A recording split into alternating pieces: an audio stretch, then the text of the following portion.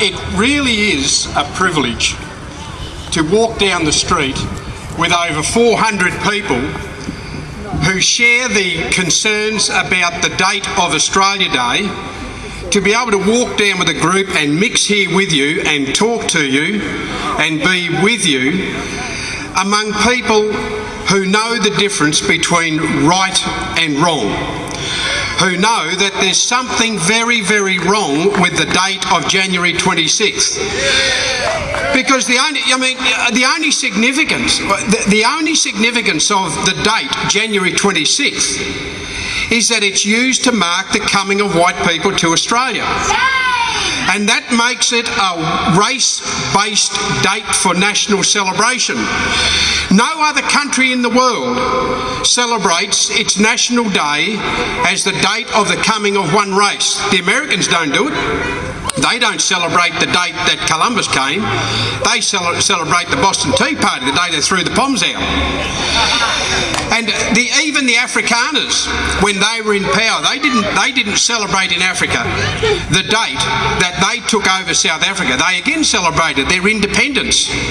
Australia is the one nation among the world's nations that celebrates its national day on the basis of the benefits of one race against another race.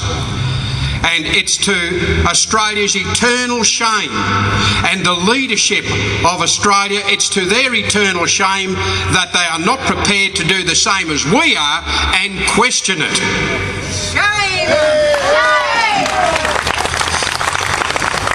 And for all of those people who say that when they take the national holiday, or when they have the barbecues, or when they go down to Kingston Beach, they are not celebrating the coming to Australia of white people. They are not celebrating the killings that began from that date, the dispossession of the whole of the country from that date, and the oppression of Aboriginal people from that date. They say they are celebrating everything except that. We'll change the date.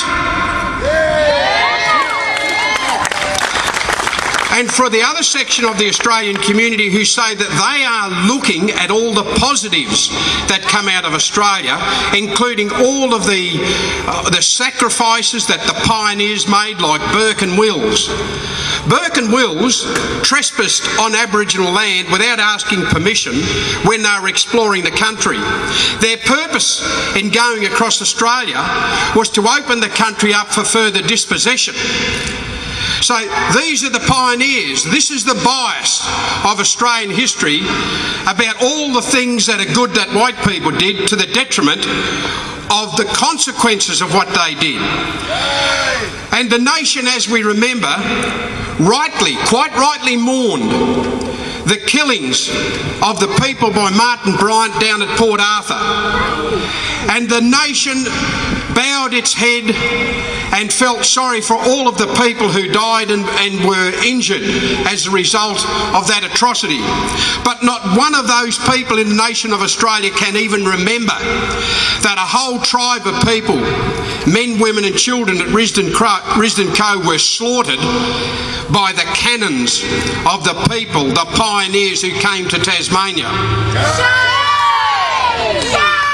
And when the Australian nation talks about all of the good things that have happened since the British came to Australia, they cannot remember that north of the Aboriginal site at the Jordan River was a massacre site where 17 men, women and children were slaughtered at the Jordan River Lagoon because the white people were looking for revenge against Aborigines who were defending their land. How many of the politicians here behind me could even remember that that massacre took place? How many people in Australia can name one of those Aborigines? And how many people in Australia who talk about all the glories that have benefited the nation of Australia can remember that up at Cape Grim, in order for the Wool North property to go to the Van Diemen's Land Company, they ran 60 men, women and children off the cliff face at Cape Grim. And anyone who goes there, you will still see the blood of Aboriginal people on those rocks. That's the history of Australia. We know that if things are right and our cause is just, that we in the finish will win. Because I remember in the 1980s where politicians in this parliament behind us stood up and said, we agree with land rights elsewhere, but it's not appropriate for Tasmania. We refused to accept that absolute nonsense, and our supporters stuck with us, and in 1995 land rights returned to Tasmania when there was no other land rights anywhere else in the country. We refused to accept the idea that the state welfare and the police had the right to take our children away from Cape Barron and Flinders just because they wanted to assimilate those black kids into the white community. And in 2006 we not only got an apology, but we ensured that the children, the victims of that racist policy, were compensated. The only state in Australia to do so.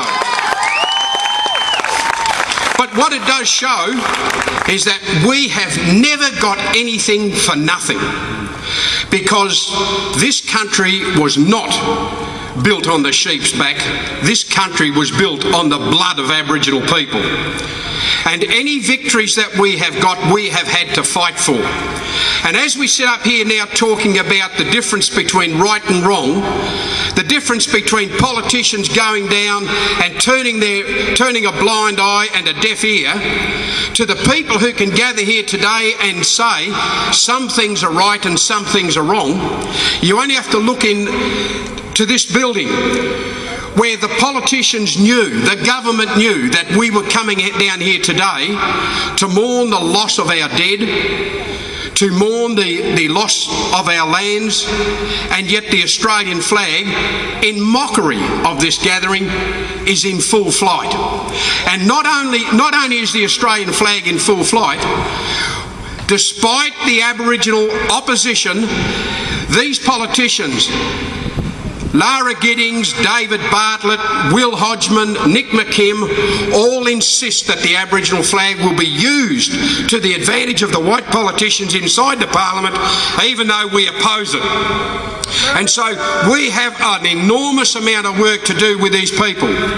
But keep this in mind. I remember when we first came down here to march and complain about the wrongness of Australia Day, I counted 75 people. Last year, I counted 150. Today, there are 400.